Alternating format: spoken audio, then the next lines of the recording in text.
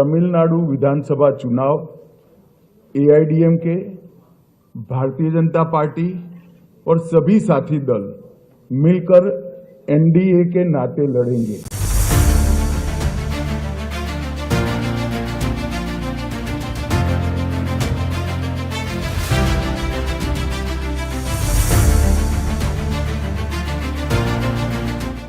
AIADMK के internal affairs में हमारा कोई इंटरफियरेंस नहीं होगा।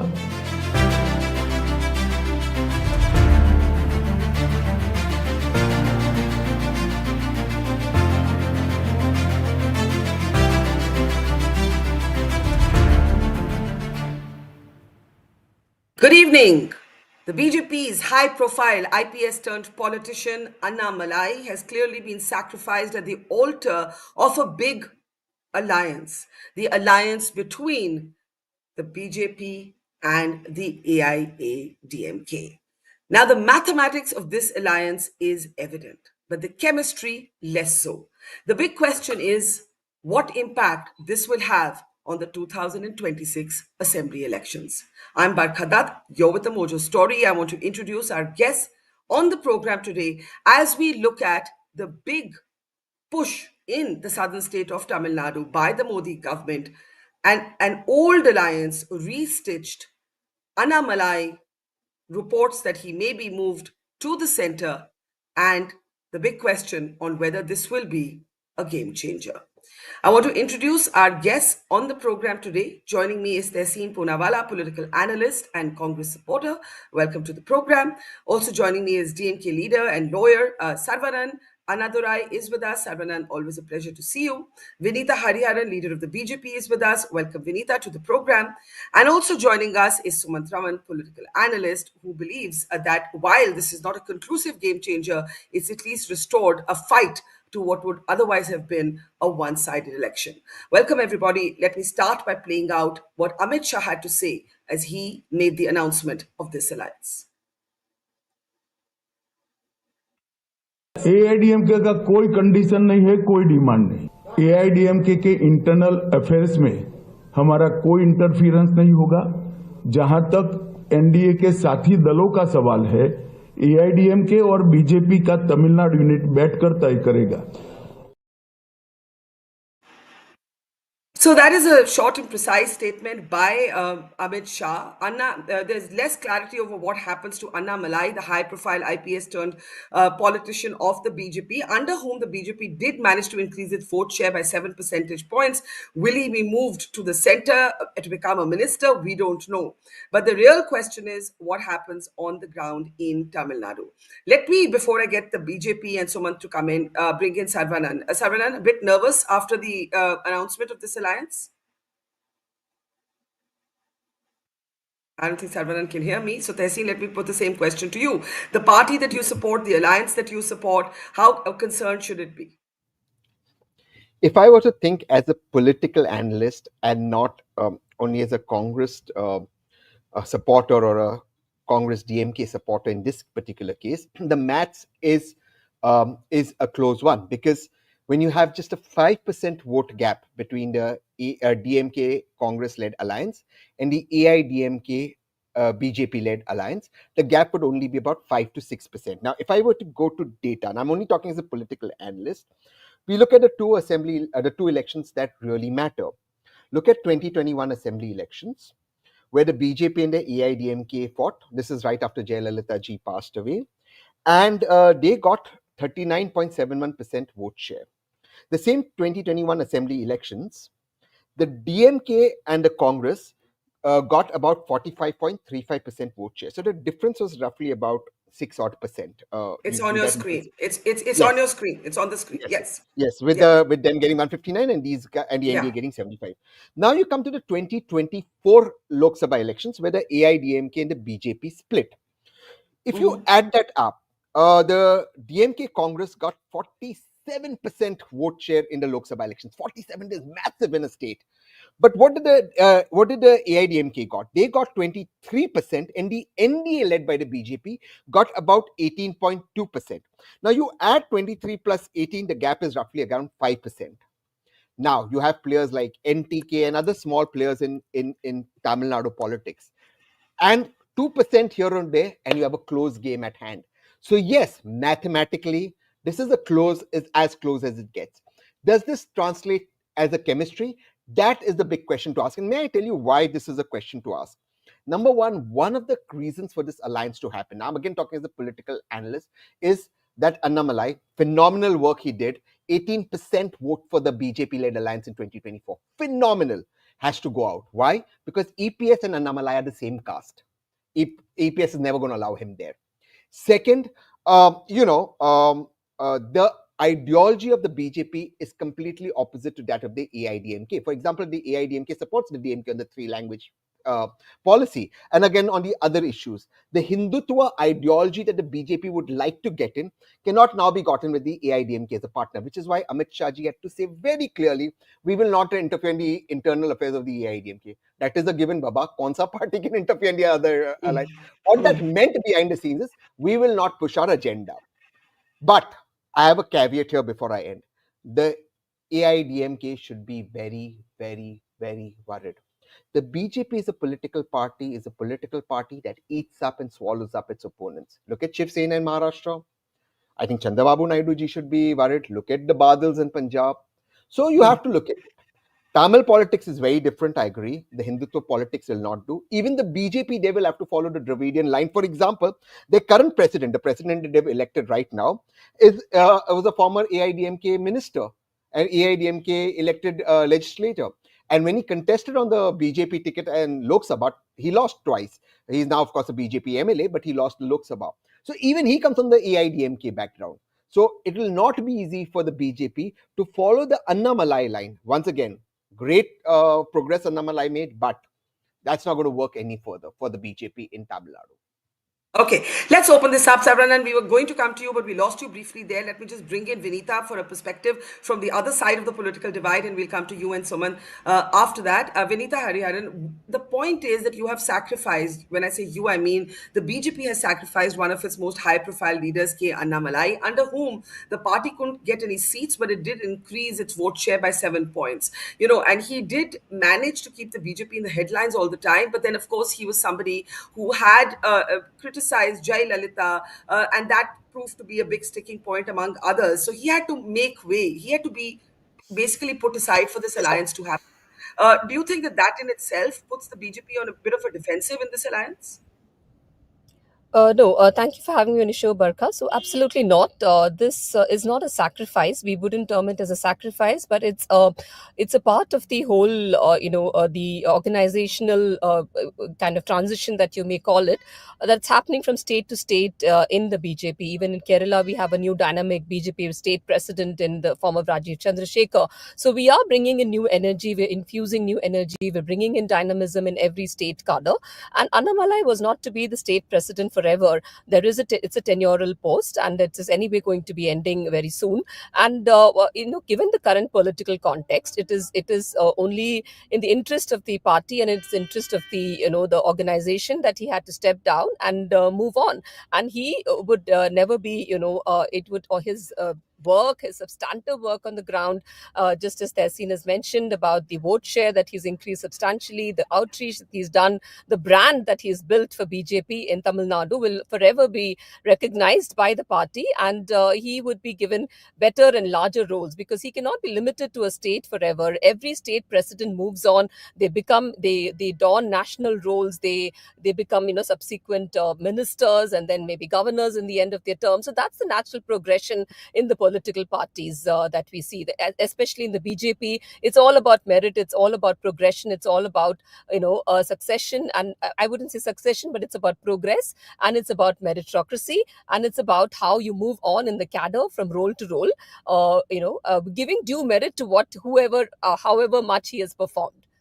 Yeah, so I think that is never not recognized. So Tehseen, I don't think okay, it's I don't know. I don't know why Tehseen is laughing, ground. but we'll find out. You see the CM of Delhi, Rekha Gupta. She has been a lady who's been proving her mettle since the last 20 years. Cadre, from the cadre base, she's risen to the chief minister. So you cannot see that in any other party except the Bharatiya Janata Party. Okay, Tehseen, why are you chuckling like a child?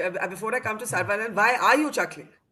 because Vineeta is a fabulous spokesperson, but but she gave out something which she didn't want to give out. Just one thing. She said in the national progression, she was talking about Tamil Nadu, you become a minister and you become a governor. Guess what she avoided? Yeah. Chief Minister and Prime Minister. There's no question of Chief Minister of BJP in Tamil Nadu and no question of Prime Minister. Amit Shah, you struck this deal, will not have that. But that's on a lighter note.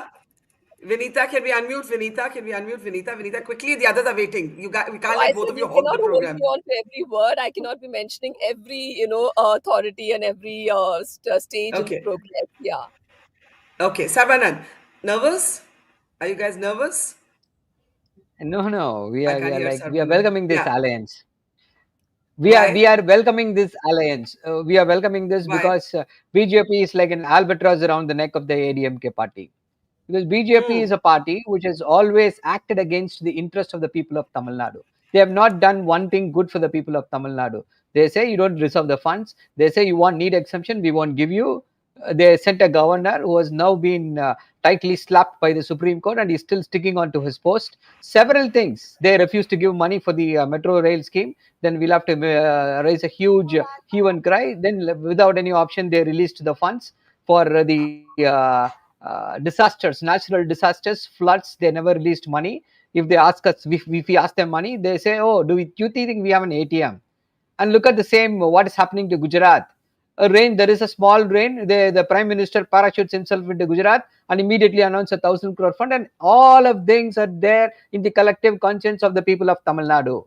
That apart, the way they mocked the Dravidian ideology. This governor still in his Twitter handle has an article which he written or which he interview which he had given, which says Dravidian ideology is an expired ideology. He still has that in his Twitter handle, which is pinned to his profile.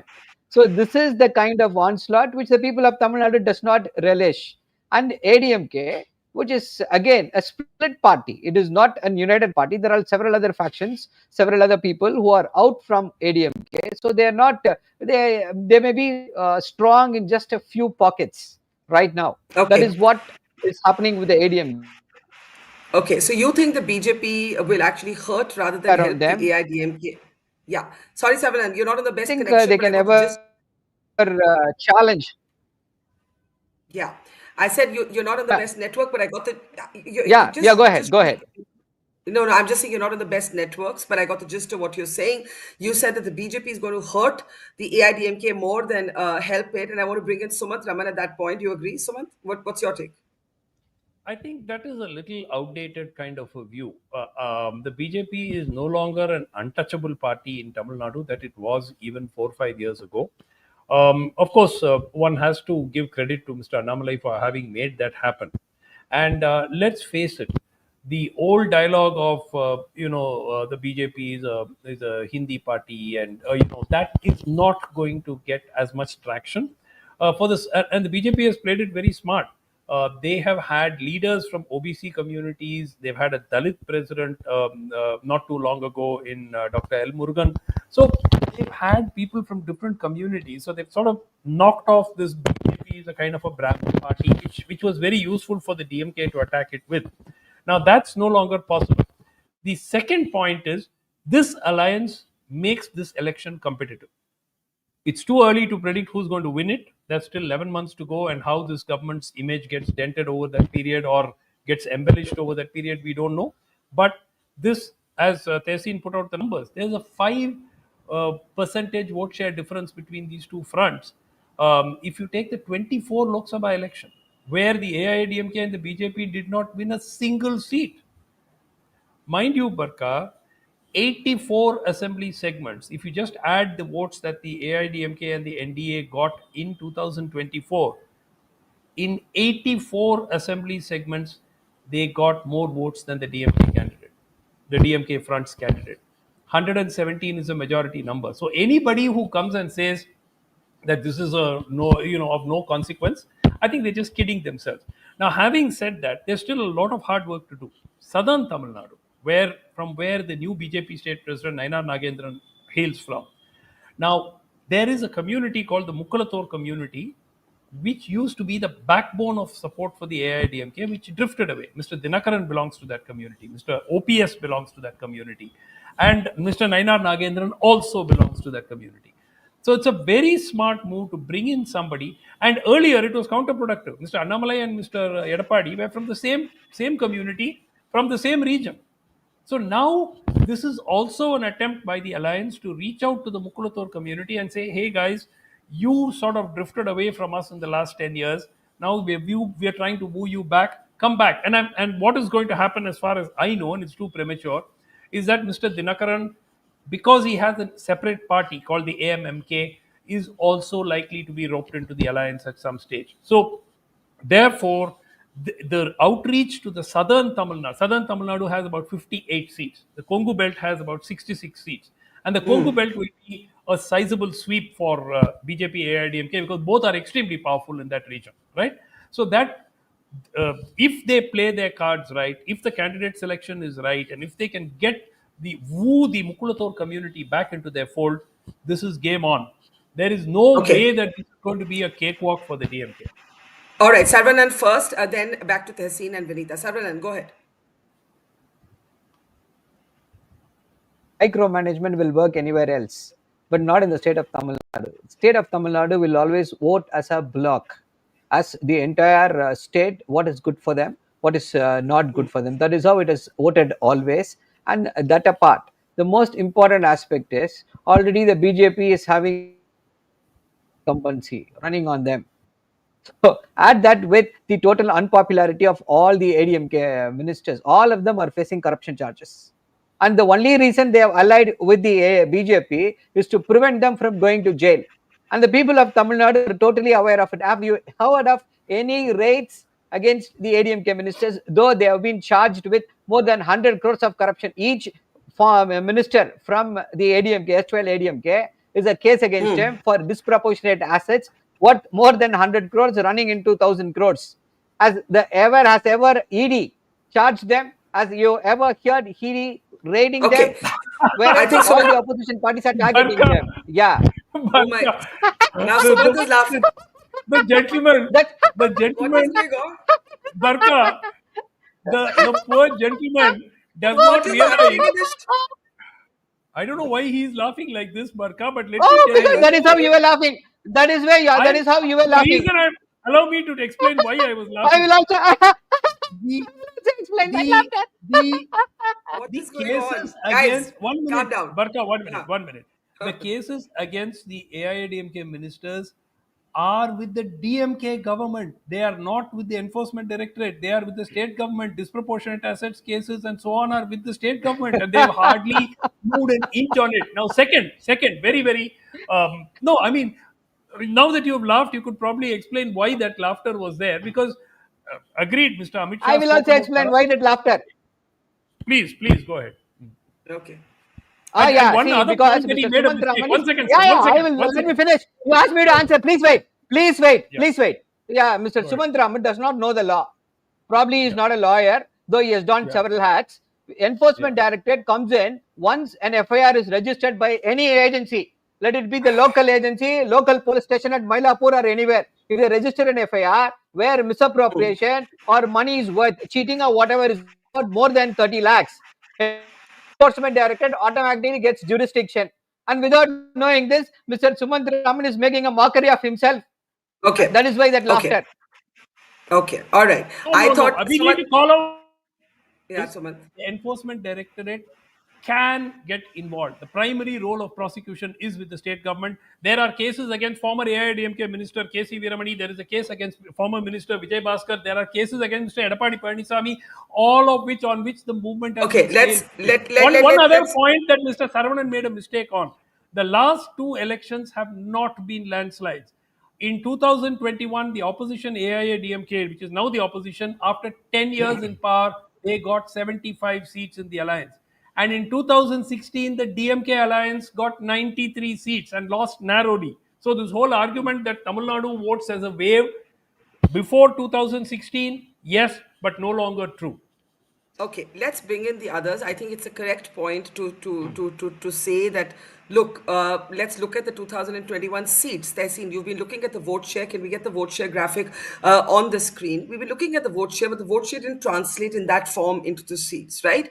The point is, one thing is clear from this alliance, that Dravidian politics have displaced the BJP's attempts to make Tamil Nadu about national characters, Modi or Annamalai. It's very much a state that is being defined by regional politics, right?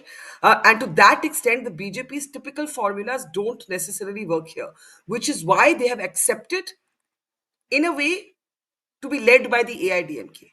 But the last time the AIDMK and the BJP were together, it didn't lead to a victory for them. Yes, let's begin with what you ended with. Yes, it did Yeah. not lead to a victory for them. And again, I support the DMK in the Congress, but the DMK in the Congress got, I think, 159 seats, if we have that correct, Yes. 159, Yeah. 45.3%. That's much lesser than what we were expecting. I remember being on all the shows and I was expecting a sweep. This is, remember, right after Jayalalitha ji had passed away. And yet, what the AIDMK did and the BJP did was good. Of course, when you break this down, the BJP got around 2.62% of this vote of the 39.7% that the NDA-led alliance got. That's the first part of it. Now come to 2024, and you look at the two-party split, and you look at a DMK Congress romping through it, 47% vote. Barkha, 47 is a lot of vote in a state to get. And yet the AIDMK, I'm not leaving the BJP out, holds its own with 23% vote. That's massive. Now, when you have a gap of 5% and 2% swinging here and there, yes, corruption on AIDMK, correct. But corruption is also charges on DMK, right? There are also allegations on DMK. 2% swinging here and there in 11 months can make a massive difference. Then you have the other. Tamil politics is so complex. So many regional players. Now you have actor Vijay who's come in. You have the NTK has come in. Each one is, and all of them are in the larger Dravidian umbrella. You can't go outside the Dravidian umbrella. So the BJP has now come back in and they realize that Annamalai will have to be sacrificed, as the BJP spokesperson said, for the larger BJP to gain ground. Yeah. Now let's come to the third part to this. One, the ED cannot take cognizance on its own. It cannot, no matter what. Sarvanan is a great lawyer, but it cannot. There has to be certain criteria even in an offense that is registered. But look, there's a difference in the two. The offense on the AIDMK ministers, ex-ministers, MLAs, MPs was registered by the DMK government. Similarly, the offenses on the DMK ministers, MLAs, etc. was registered by the AIDMK. We know both these parties, whenever they were in power, would register offenses against each other. We know what happened with Jayalalitha ji. We know what happened with Karunanidhi ji, the visuals of Karunanidhi ji being pulled out in the middle of the night. I think those visuals are there in all our collective memories. Lastly, with Annamalai, it wasn't just that Annamalai was critical of Jayalalitha ji. On the contrary, Annamalai ji said something that was terrible for AIDMK. He said Jayalalitha ji was a Hindu leader. He said, look, she may be a Dravidian party boss, but she was a Brahmin, and he didn't say that, he meant that, and she was a Hindu leader who followed Hindu rituals. The AIDMK protested ferociously and vociferously against that. Now, that person cannot be accommodated in Tamil Nadu with the AIDMK day. So, to that extent, Sarvanan is right. The contradictions now between the AIDMK and the BJP are going to be terrible. And the BJP has this one loose cannon and one terrible asset sitting in Tamil Nadu, the governor. And if I read Amit Shah ji right, Amit Shah ji is going to have the governor packing after the Supreme Court judgment. It's a great order, because you cannot have the governor sitting here making the kind of speeches that he does against Dravidian culture and in align with the AIDMK. That cannot happen. Glad you brought up the governor, because in the last 5 minutes, I do want to talk about the Supreme Court order on Tamil Nadu's Governor Ravi has been uploaded in full on the website today. It runs into 415 pages, and it is a scathing judgment that says that Mr. Ravi has shown scant regard. I'm quoting from the judgment. These are not my words. It has shown scant regard for the court. They have deemed the 10 bills that Mr. Ravi was not passing as being treated as passed. And they have basically said that as a template, this judgment should be sent to all governors in all states, right? Now, Vineeta, I want to come to you, because basically the Supreme Court has also said that they believe the governor was influenced by extraneous reasons. right? Tehseen believes that Amit Shah will recall this particular governor, that after what the Supreme Court has observed about him, he actually cannot continue. Do you believe that he can continue? I don't know if this is an election issue. Maybe this is an esoteric issue for politicians and journalists and lawyers. But do you believe that he should continue? What do you say about the conduct of the governor and what the Supreme Court has said? Vineeta. So yes, so in this particular case, the governor of Tamil Nadu has been taking a stand, which is quite in himself. But at the same time, what the Supreme Court has said, that would be abided by. And as we've seen, there have been changes in governorship. Even in Kerala, we have a new governor now who is doing a balanced act between the state government and the state government and the governor's office, and he's playing the role of a governor which is more conducive to policy finalization, and so that there is no policy paralysis, there is no bills that is pending in his table. So those are aspects that are being taken care of, and a particular governor being changed, I cannot comment at the moment. That is beyond my mandate to comment on whether the governor would be changed or not. But yes, definitely, governor would have to be within the framework of the constitution and within the framework of the mandated roles that he's designated to do. You cannot comment on whether the governor will stay or continue, but Sarvanan, obviously the DMK, which has had a running battle with the governor, will be demanding that he be recalled. The Supreme Court judgment is available in full. Yeah. I mentioned some of its contents. Go ahead and respond. Yeah. See, if the governor has left any shame in him, I think he should have by now resigned and packed his bags and left the state of Tamil Nadu.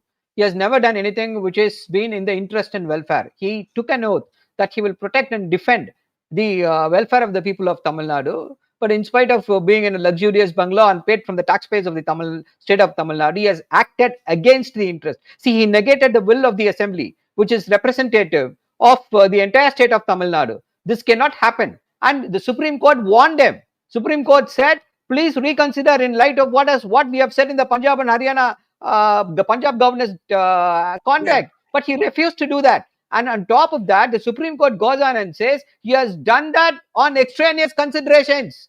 I don't think anything can be more scathing than this.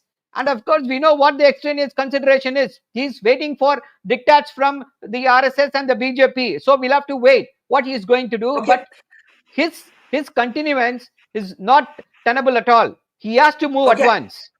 Okay, I'm giving the last word to Sumanth. Is the governor an election issue? And secondly, Harsh Bhanawat in our audience says the most important point missing that nobody has spoken about enough is the Vijay factor. I think Tehseen did refer to it, the entry of Vijay, superstar, into politics. Is that going to be a factor? We don't know which side he's going to go. Quick last word, Sumanth. I can also see Tehseen there. Yeah, Sumanth, go ahead. Should the governor go?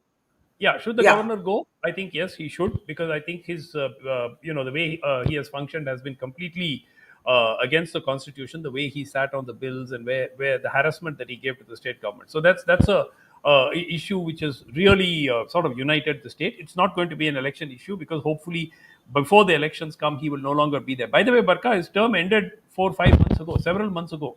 So we don't know. He's in limbo. I mean, there's no formal extension announced. Yeah. He's just continuing. So that's point number one. As far as Vijay is concerned, he's a completely unknown quantity. The point is the AIADMK would have wanted an alliance with Vijay at one point of time. But this endless waiting, being told that he would lead the alliance and he would be the chief ministerial candidate and all that didn't go down very well with a party that has ruled the state for 32 years. So I think that that was clearly not acceptable. And the point really is Vijay is likely to take two groups of votes. One is the youth, which is not really, which is probably evenly spread across multiple parties, more towards a regional outfit called the NTK. But very importantly, if we can take a chunk of minority votes, that can seriously damage the DMK combine. The DMK combine today lives because of the minority votes. If the minorities constitute 15% and vote overwhelmingly for the DMK, if even a fraction of them pull the plug, I think that there is no way. So there are X factors, and Vijay could be one. Before I give Tehseen the last word, Sarvanan, you had a brief interjection. Sarvanan, go ahead. Sarvanan. See, another important aspect is this: that the welfare schemes has created a pro-incumbency wave in favor of the DMK party. especially among the women voters. All the schemes what we have introduced in the last 4 years have been targeting women, and their growth is very palpable. This nobody, no calculation, armchair calculations can negate this, will go against what we have done for the welfare of the women. Okay, Vineeta, very briefly, and then Tehseen gets the closing word. Wanted to interject here, and to the last point also what the DMK spokesperson mentioned about center not giving funds to Tamil Nadu. It's completely misplaced narrative. 24% of Tamil Nadu's 24-25 budget alone is from the center share, and 73,000 crores and odd has been given as taxes and grant and add, and so on and so forth. And the centrally sponsored schemes that we have been doling out, devolving to the Tamil Nadu government, is something that we'll also be taking to the ground in the coming election campaign. Okay, Tehseen, let me ask you this in conclusion. Don't wear your hat for a moment as a Congress supporter. If you think that there is one thing that both alliances should be concerned about, what would that be?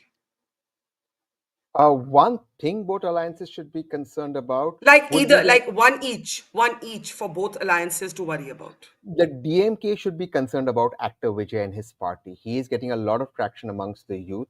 He is completely in the Dravidian mold. He's extremely left, which works in the Tamil Nadu politics, and he does seem to have a secular fabric. His weak point, Vijay's weak point, is a connection he's got in another state where there's election, PK, and I think that may not be the best connection for Vijay if he goes his way. I think what the AIADMK should be concerned about is exactly what the BJP spokesperson said. This arrogance of BJP believing, and I don't mean her, I'm saying BJP believing, that they're giving central funds to Tamil Nadu. Tamil Nadu on all parameters does better than most states in India. The center is doing no favor.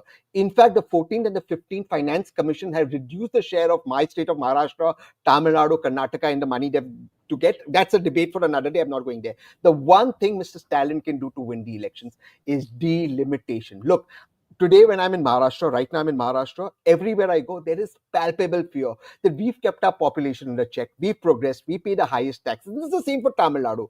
And yet our Lok Sabha seats are going to reduce, so is our influence. This is such a real fear in Maharashtra. I know the Honorable Home Minister said we will not allow that to happen, but those are vague statements. The formula looks like Tamil Nadu, Maharashtra are going to lose some seats, and that is very scary for us, the local people in these states. So I think that is what Mr. Stalin will have to lead. Okay. Sarvanan and Vineeta, we'll keep going. If we keep going like this, okay, 30 seconds each to anybody who wants to come in. Sarvanan? Yeah. You're speaking about Vijay being this X factor. He will do this, he will do that. For that, first he has to get out of his house from Panayur. He has not even stepped out of his house. He is conducting politics in Twitter. Every day issuing statements in Twitter. I don't think that is going to cut ties. The same way how media hyped up Annamalai, and he was not even able to win his seat. That is what is going to happen with Vijay if he continues. So you think Vijay will go the way of Annamalai, Sumanth? Exactly. Vijay is called a work from home politician. So mostly that's the tag that he's now got. Barkha, I've never seen a case where after a flood, instead of the Neta going and seeing the public and distributing relief, the people who were affected were called to his house and asked to collect the relief there. So, I mean, that's the kind of politics that he's shown so far. So I'm not very sure what he's going to achieve. Okay, Vineeta, very quickly, Tehseen, then I'll take it back to you because they're not accepting that he's the X factor. Yeah, Vineeta? Sorry, it's not about Vijay, but it's about the central share, and there's no arrogance here. I was just stating the facts because the DMK spokesperson had said that there is no central share that's going into Tamil Nadu. So I was placing the facts correctly to the audience. Thank you. Okay, Tehseen, closing word again. No, I didn't mean it you personally. I just meant to say BJP tends to portray that the center gives Tamil Nadu money. That's not entirely true. But look, between Vijay, NTK, and a host of regional parties in Tamil Nadu, Tamil politics is very complicated. They all command about 13-14% vote. The difference in the two big alliances is just 6%. Anyone taking a little bit more of the other pie and the election is too close to call. That's what I'm trying to say. I'm not saying it could be Vijay, it could be NTK, it could be anyone else. That is what I'm trying to say is too close. And anyone taking a pie of anyone else's, a part of anyone else's pie, it makes it too close a race to call. Okay, let's leave it there. I think, as Sumanth said, maybe the election scenario doesn't dramatically change, but at least it becomes more interesting. It becomes more competitive, and that's enough for us journalists to draw great copy out of it. No consensus on Vijay. Almost everybody here seems to say first he has to step out into the electoral field. We'll leave it there. Tehseen Poonawalla, Vineeta Hariharan, Sumanth, Raman, and Sarvanan Anadurai. Thank you, and to our audience, thank you, and have a great weekend. It's great to see you here. Thank you for watching our work. If you haven't subscribed yet, don't forget to click the bell icon and subscribe to Mojo Story and support independent, robust journalism.